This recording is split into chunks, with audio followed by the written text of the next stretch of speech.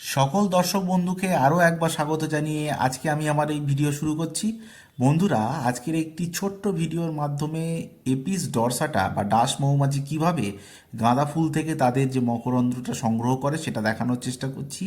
এর আগেই আমি আপনাদের এপিস ডরসাটার সঙ্গে পরিচয় ঘটিয়েছি, সেই ভিডিও আমার ইউটিউব চ্যানেলে আছে, আপনারা চাইলে দেখতে পারেন।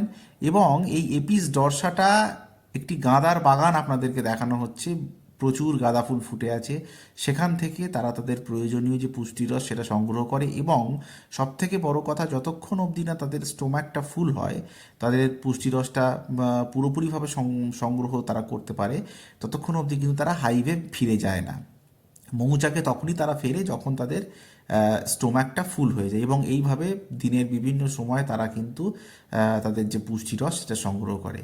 তো বন্ধুদেরকে আরও একবার আমি ধন্যবাদ জানাই আমার এই ভিডিওটি দেখার জন্য। তো প্লিজ লাইক করবেন, যদি এটি ভালো লাগে শেয়ার করতে পারেন, সাবস্ক্রাইব করতে পারেন আমার চ্যানেলটি।